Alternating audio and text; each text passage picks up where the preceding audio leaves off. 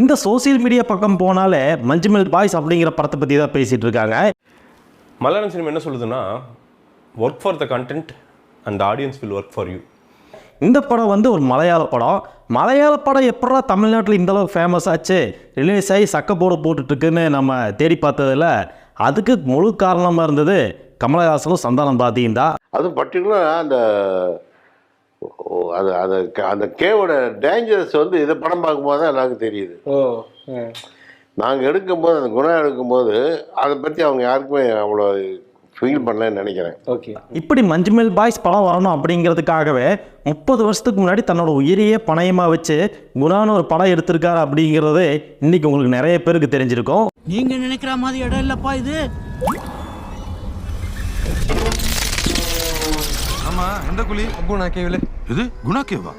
இந்த வீடியோவில் மஞ்சுமெல் பாய்ஸ் படத்தை பற்றியும், இந்த படத்துக்காக கமலஹாசனோட தாக்கம் எந்த அளவுக்கு இருந்தது அப்படிங்கிறத பற்றியும், இந்திய சினிமாவுக்கு கமலஹாசன் என்னென்னலாம் பண்ணியிருக்காரு அப்படிங்கிறத பற்றியும் ரொம்ப காரசாரமாக பேச போகிறோம். வாங்க நேரம் வீடியோக்குள்ளே போகலாம்.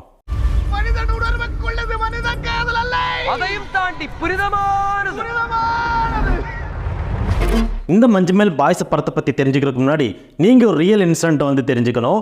1994 வருஷம் இந்த குணா படத்தை வந்து ஸ்டார்ட் பண்ணுற காலகட்டங்களில் வந்து இந்த கண்மணி அன்போடு காதலன் அப்படிங்கிற பாட்டை வந்து எடுக்கிறதுக்காக லொக்கேஷன் தேடிட்டு இருந்திருக்காங்க கமலஹாசனும் சந்தானம் பாரதியும். கொடைக்கானலில் கிட்டத்தட்ட ஒரு 6-7 கிலோமீட்டர் வந்து சுற்றி தெரிஞ்சதுக்கப்புறமா லொக்கேஷன் எங்கேயுமே ஷூட் ஆகலை, சரி நம்ம கிளம்பி போயிடலாம் அப்படின்னு சொல்லி சந்தானம் பாரதி சொல்லும்போது கமலஹாசன் வந்து சரி இரு இன்னொரு 1 கிலோமீட்டர் போய் தேடி பார்க்கலாம் அப்படின்னு சொல்லிட்டு போய் தேடி பார்த்த இடத்துல கண்டுபிடிச்ச இடம் தான் இன்றைக்கி குணா கேவ் அப்படின்னு அழைக்கப்படுற அந்த குகை. அந்த குகையில் வந்து இறங்கி ஒரு பாட்டை ஷூட் பண்ணுறதுங்கிறது வந்து சாதாரண விஷயம் கிடையாது. ஏன்னா வந்து அந்த குகையை பார்த்திங்கன்னா ஒவ்வொரு லேயராக இருக்கும், அந்த லேயருக்கு வந்து எண்டே கிடையாது, போயிட்டே இருக்கும் அப்படிங்கிற மாதிரி சொல்கிறாங்க. அந்த லேயரில் போய் இறங்கி பாட்டு எடுக்கிறதுங்கிறது வந்து உயிரை பணயம் வச்சு எடுக்கக்கூடிய விஷயம்.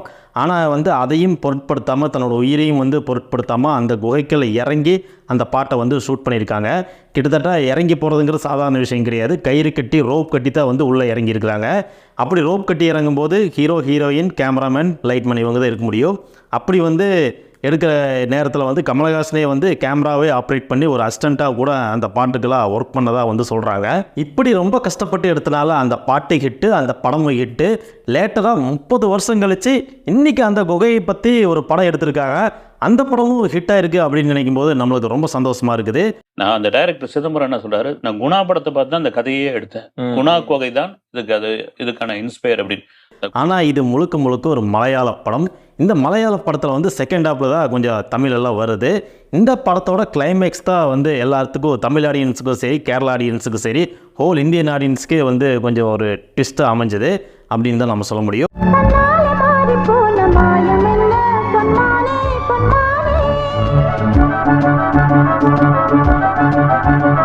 இந்த மஞ்சுமெல் பாய்ஸ் படத்தோட கதையை பற்றி நம்ம ஷார்ட்டாக பார்த்துடலாம். இந்த மஞ்சுமெல் பாய்ஸ் யாருன்னா சைல்ட்ஹுட் ஃப்ரெண்ட்ஸ் ஒரு 10 பேர் வந்து கொடைக்கானலில் சுற்றி பார்க்க வந்திருக்காங்க. அப்படி சுற்றி பார்க்க வந்த இடத்துல இந்த கமலஹாசனோட குணா குகை இருக்குது, நம்ம போய் பார்த்துடலாம் அப்படின்னு சொல்லிட்டு அந்த குகையை விசிட் பண்ண போகிறாங்க. அப்படி அந்த குகைக்குள்ளே போய் இறங்கி அவங்க என்ஜாய் பண்ணிட்டு இருக்கிற நேரத்தில் வந்து ஒருத்தர் வந்து அந்த குகைக்குள்ளே மாட்டிக்கிறாரு. அவரை அந்த குகைக்குள்ளேருந்து மீட் எடுத்தாங்களா இல்லையா அப்படிங்கிறதா கிளைமேக்ஸ். இதை வந்து நீங்கள் தியேட்டரில் போய் பார்த்து தெரிஞ்சுக்கங்க.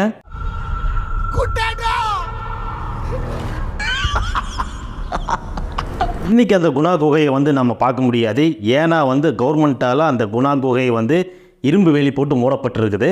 அதுக்கு என்ன காரணம்னா வந்து நிறைய பேர் வந்து இந்த குகைக்குள்ளே விழுந்து சூசைட் பண்ணிக்கிறாங்க, லவர்ஸ் நிறைய பேர் வந்து இங்கே தற்கொலை பண்ணிக்கிறாங்க அப்படிங்கிற ஒரு காரணத்துக்காக வந்து இந்த குகையை வந்து ஃபுல் அண்ட் ஃபுல்லாக இப்போதைக்கு மூடி வச்சுருக்காங்க. அப்படி இருக்கும்போது எப்படா இந்த படத்தை வந்து உள்ளே இறங்கி எடுத்தாங்க அப்படின்னு தானே உங்களுக்கு ஒரு டவுட் வருது. அந்த டவுட்டை வந்து இப்போ நான் கிளியர் பண்ணுறேன். எப்படியாவது இந்த குணா கோயிலுக்குள்ளே இறங்கி இந்த படத்தை வந்து ஷூட் பண்ணிடணும் அப்படின்னு சொல்லிட்டு ஆசைப்பட்ட டைரக்டர் வந்து ஃபஸ்ட்டு வந்து இந்த ஃபாரஸ்ட் டிபார்ட்மெண்ட்டு போய் பர்மிஷன் கேட்டிருக்காங்க.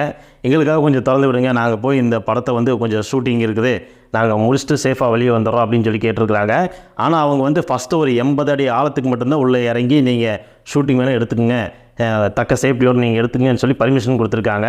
ஆனால் 80 அடி ஆழத்தில் என்ன போய் எடுக்க முடியும் அப்படிங்கிறதுக்காக ஃபஸ்ட்டு வந்து ஃபுல் அண்ட் ஃபுல் அங்கே இருக்கிற அமைப்புகளை வந்து ஃபோட்டோ எடுத்துகிட்டு அதுக்கப்புறமா வெளியே வந்து அதே மாதிரி ஒரு குகையை வந்து ரீக்ரியேட் பண்ணி செட்டு போட்டு தான் முழுக்க அந்த படத்தை வந்து எடுத்திருக்காங்க நம்ம டைரக்டர் சிதம்பரம் அவர்கள். இந்த படத்தில் அந்த குகையை பார்த்தீங்கன்னா செட்டு மாதிரியே தெரியாது.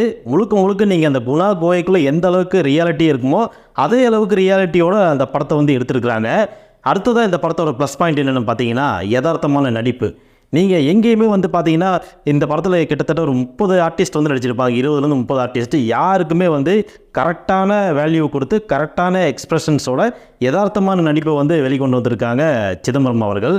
நீங்கள் யூஸ்வலாக வந்து இந்த கேரளா படங்கள் மலையாள படங்கள்லாம் பார்த்தீங்கன்னா எங்கேயுமே ஓவர் ஆக்டிங் இருக்காது, கரெக்டாக தத்ரூபமாக இருக்கும். அதே மாதிரி இந்த போதைப் பொருள் கடத்துறது, அடிதடி, வெட்டுக்குத்து இந்த மாதிரி சீன்ஸ் எல்லாம் வந்து ரொம்ப அதிகமாக வந்து மலையாள படங்களில் பார்க்க முடியாது. எல்லாமே உணர்வுகளை சார்ந்த படங்களாக தான் இருக்கும். ரியாலிட்டியாக யதார்த்தமான நம்ம ரியல் லைஃப்பில் எப்படி இருக்குமோ அந்த மாதிரி தான் வந்து மலையாள படங்களை வந்து முழுக்க எடுத்திருப்பாங்க. அதே வரிசையில் இந்த படமும் வந்து 100% வந்து மார்க்கை ஸ்கோர் பண்ணியிருக்கு அப்படிங்கிறதா நம்மளோட கருத்து. ஆனால் ஒரு விஷயம் யோசித்து பார்க்கும்போது தமிழில் ஏன் இந்த மாதிரி படங்கள் வந்து வர்றதில்லை அப்படின்னு நினைக்கும் போது நம்மளுக்கு கொஞ்சம் ஷாக்கிங்காக தான் இருக்குது. ஏன்னா வந்து தமிழ், தெலுங்கு இந்த மாதிரி படங்கள் நம்ம எடுத்து பார்க்கும்போது கிட்டத்தட்ட சுமார் 500 கோடியை வந்து படம் போட்டு எடுக்கிறதா வந்து சொல்கிறாங்க. ஆனால் அந்த 500 கோடி போட்டு எடுக்கிற ப்ரொடியூசருக்காகட்டும் டைரக்டருக்காகட்டும் மக்கள் மனசில் இடம் பிடிக்கிற மாதிரி ஒரு 5 லைன் வந்து அந்த படத்தில் வந்து இருக்கிறதில்ல. இதுதான் மிகப்பெரிய ட்ராபேக்காக வந்து இந்த தமிழ் சினிமாலையும் தெலுங்கு சினிமாலையும் ஹிந்தி சினிமாலையும் நம்ம பார்க்க முடியுது. ஆனால் கேரளாவில் சேட்டன்ஸ் எல்லாம் பார்த்தீங்கன்னா அழகாக வந்து ஒரு சின்ன ஸ்மால் பட்ஜெட் படமாக தான் இருக்குது. ஆனால் அதில் சென்டிமெண்ட் கலந்து ரியல் லைஃபோட யதார்த்தங்களை கலந்து ஒவ்வொரு படமும் ஒவ்வொரு விதமாக வந்து காமிக்கிறாங்க. அது எல்லாமே வந்து ஃபுல்ஃபில்டாக வந்து ஆடியன்ஸை வந்து கவர் ஆகுது, ரீச் ஆகுது.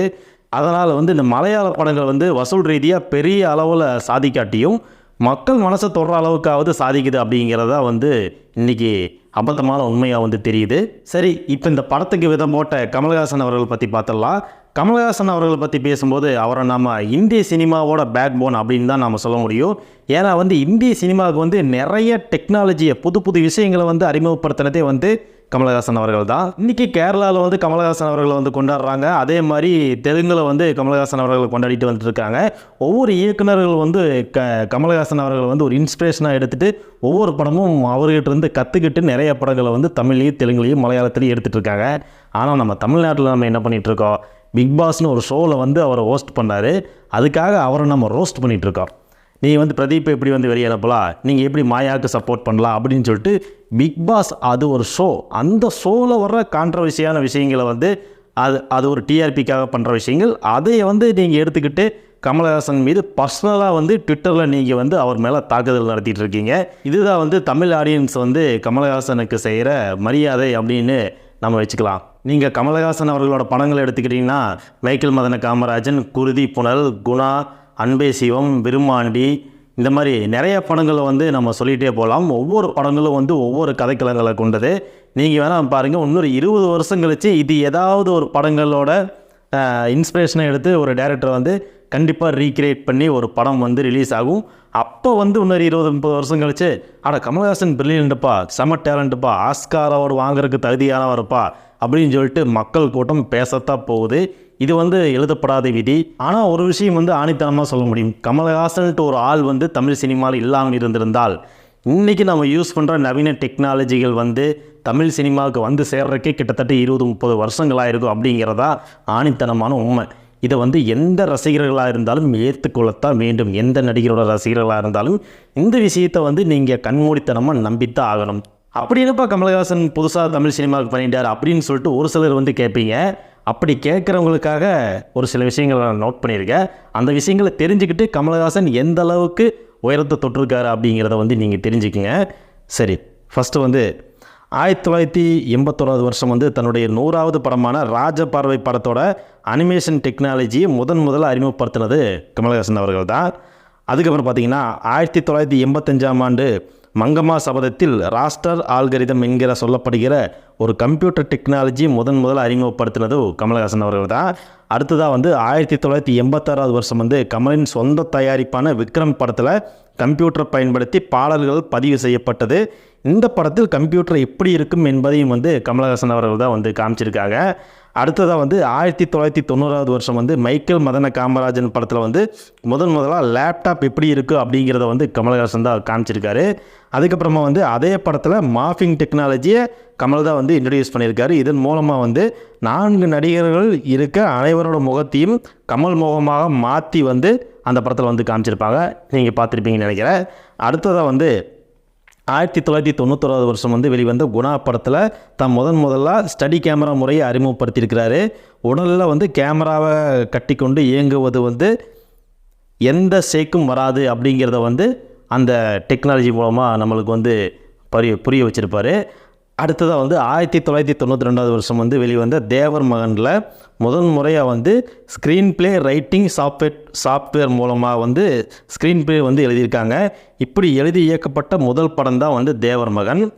அதுக்கப்புறமா பார்த்திங்கன்னா 1994 வருஷம் வந்து ரிலீஸ் ஆன மகாநதி படத்தில் வந்து ஆவிட் எடிட்டிங் எனப்படும் புதிய முறையில் எடிட்டிங் செய்யப்படும் டெக்னாலஜியை வந்து கமல்ஹாசன் தான் வந்து இன்ட்ரடியூஸ் பண்ணியிருக்காரு. அதுக்கப்புறமா 1995 வருஷம் வந்து வெளிவந்த குருதிப்புணல் படத்தில் முதலாக டால்பி சவுண்ட் சிஸ்டத்தை வந்து அறிமுகப்படுத்தினது கமல்ஹாசன் அவர்கள் தான். 2000 வந்து ஷூட்டிங் ஸ்பாட்டில் லைவ் ரெக்கார்டிங் சிஸ்டம் மூலமாக நேரடியாக ரெக்கார்ட் செஞ்சு ரிலீஸ் செய்யும் மியூரிண்டோம் டெக்னாலஜியை வந்து அறிமுகப்படுத்தினது கமல்ஹாசன் அவர்கள் தான். 2004 ஆண்டு வரை வெளியான விருமாண்டி படத்தில் இதே முறையை அறிமுகப்படுத்தினார் கமல். இந்த படம் கதாபாத்திரங்கள் அவரவர்கள் கோணத்தில் கதை சொல்லும் வித்தியாசமான படமாக வந்து அந்த படத்தை எடுத்திருப்பார். அதுக்கப்புறமா 2001 வந்து ஆசியாலேயே முறையாக மோஷன் கிராபிக்ஸ் கேமரா மூலமாக படம் தயாரிக்கப்பட்ட படம் ஆழம் தான். அதை தமிழ் சினிமாவில் அறிமுகப்படுத்திய பெருமை மிக்கவர் வந்து கமல். அப்புறம் வந்து 2005 வந்து வெளியான மும்பை எக்ஸ்பிரஸ் படத்தில் முறையாக இந்திய திரையுலகிலேயே டிஜிட்டல் முறையில் படமாக்கும் டெக்னாலஜியை அறிமுகப்படுத்தினது கமல்ஹாசன் தான். 2013 வருஷம் வெளியான விஸ்வரூபம் படத்தில் வந்து முறையாக இந்திய சினிமாலேயே RO 3D சவுண்ட் டெக்னாலஜி முறையை அறிமுகப்படுத்தினது கமல்ஹாசன் அவர்கள் தான். இப்படி இத்தனை பெருமைகளுக்குரிய சொந்தக்காரர் தான் கமல்ஹாசன் அவர்கள். இப்படி கமல்ஹாசன் அவர்களோட பங்களிப்பு வந்து இந்திய சினிமாவில் ஆசிய சினிமாவில் எந்த அளவுக்கு இருந்திருக்குது அப்படிங்கிறத வந்து நீங்கள் தெரிஞ்சுக்கங்க. இன்றைக்கி பல யங் டைரக்டர்ஸோட ஆசானாக இருக்கிறது வந்து கமல்ஹாசன் அவர்கள் தான். இதே வந்து மஞ்சுமல் பாய்ஸ் டைரக்டர் வந்து கமல்ஹாசன் அவர்களை வந்து நேரில் சந்தித்து அவர்கிட்ட இருந்து வாழ்த்து பெற்று வந்திருக்காரு.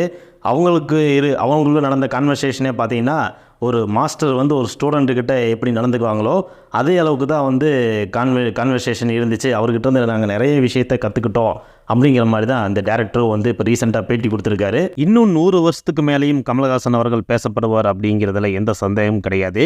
ஏன்னா அந்த அளவுக்கு அவர் தமிழ் சினிமாவுக்காகட்டும் இந்திய சினிமாவுக்காகட்டும் தரமான சம்பவங்களை செஞ்சுருக்கிறாரு. அதனால் இன்னும் எத்தனை ஆண்டுகள் கடந்தாலும் அவர் பேசப்பட்டு தான் இருப்பார். ஸோ இந்த வீடியோ இதோட முடியுது. இந்த வீடியோவோட முடிவுக்கு வந்துட்டோம். இந்த மஞ்சுமேல் பாய்ஸ் படம் மாதிரி தமிழ்லையும் நிறைய படங்கள் வரணும் அப்படிங்கிறதா நம்மளோட எதிர்பார்ப்பும் ஆசையுமே. ஓகே, இந்த வீடியோ உங்களுக்கு பிடிச்சிருந்தா மறக்காமல் லைக் பண்ணுங்கள், ஷேர் பண்ணுங்கள் அண்ட் சப்ஸ்கிரைப் பண்ணுங்கள். நீங்கள் இந்த சேனலுக்கு புதுசாக வந்திருந்தால் மறக்காமல் சப்ஸ்கிரைப் பண்ணிட்டு பெல் பட்டனை கிளிக் பண்ணி வச்சுக்கோங்க.